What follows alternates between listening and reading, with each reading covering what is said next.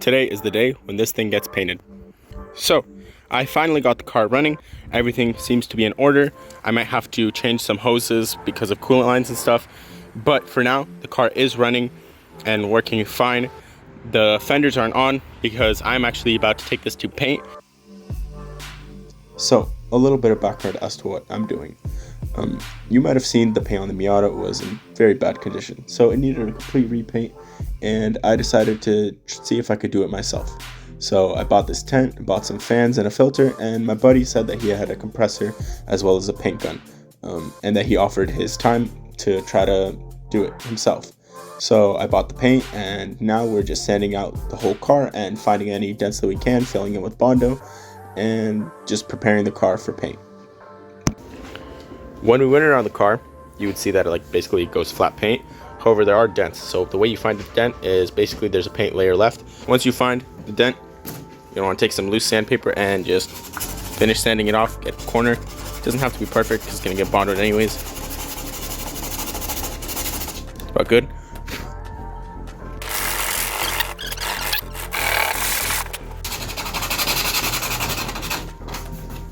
So, fun thing. The stock hoods on Miatas are aluminum, and a thing with aluminum is if you take a heat gun to it, you can actually pop out the dents. So now we're about to try that out.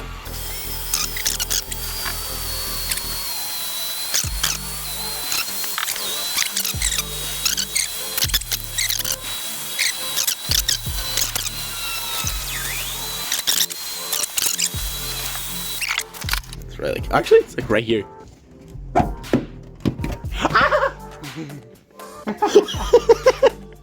It's right where that hole is, so if you can get a metal bar. So, spit down, super hot, so I'm not gonna touch it. That one's still pretty deep. That one's basically good.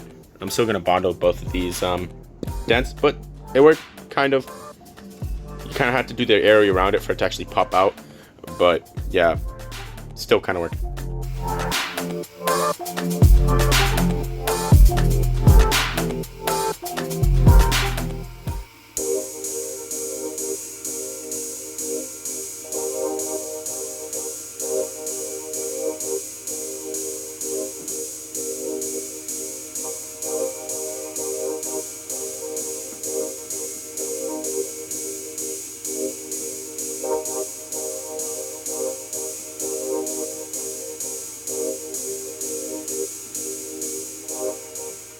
My buddy was the one who did the painting, and he didn't take any videos himself.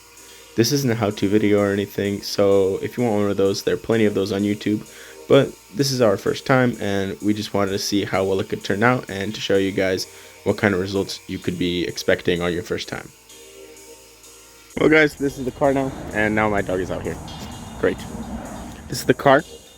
Paint job looks pretty good. It looks very and feels very thick, like it's kind of plastered on there.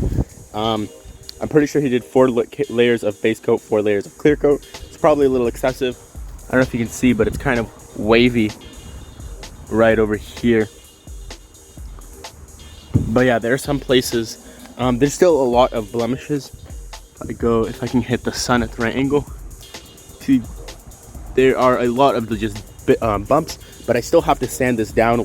So besides that, the paint turned out fairly good. Except for in some places, like the trunk for some reason has a bunch of dents, like right here.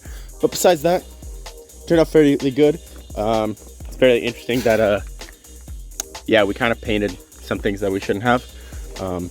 That's whatever. We didn't cover everything properly. I will have to get to cleaning everything, like this stuff. Probably just take a razor because it comes off, chips off. All this stuff should be fairly easily cleaned. While I'm here, I kind of want to point out all the little imperfections, like starting with this. Yeah, we probably should have covered that up because that looks pretty funny. And that's not in there very solid. That's whatever. All the wheels are now this nice blue. Hopefully acetone will take that off. This is all warped as I showed earlier. And let me see. Oh yeah, all in here, all down there. Oh, that sounded nice. Solid. Oh wow, the more I look at it, the more warped it gets. Oof. It's all blue in here, but this is mainly, thank goodness, it's mainly just the powder. Besides that, honestly, this didn't really get oversprayed, which is good, because this would have been one of the more obvious ones. One of the more funny ones is, yeah, we kind of forgot to do that top bit. So you can see old, new, old. So yeah, a bunch of little stuff like that all around.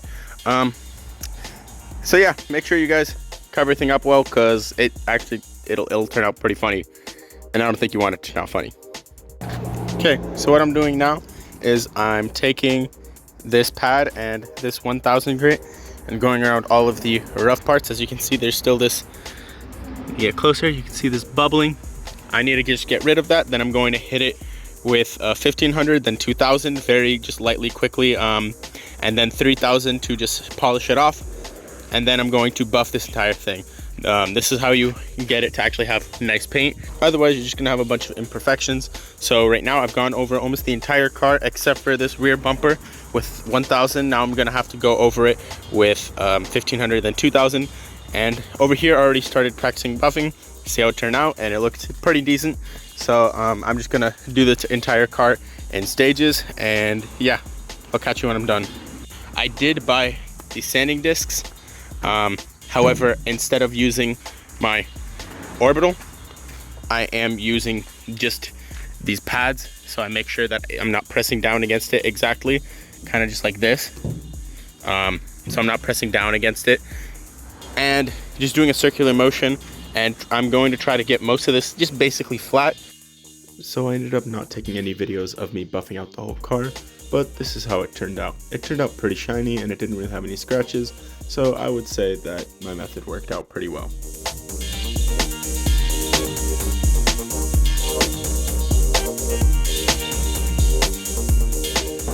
Would I say that it's worth it?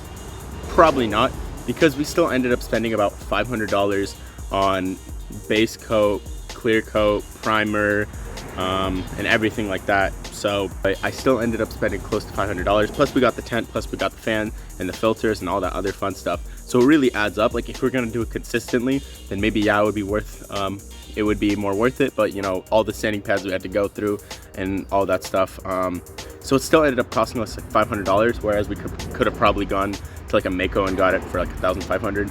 So another thing that kind of sucked about it was the amount of labor we had to put into it. We were painting for about like a week. Sure, if you got everything ready, you know, you were all good, then you could have done it faster, but we didn't have that luxury. Preparing it took like almost a week in itself, because we could only work at evenings.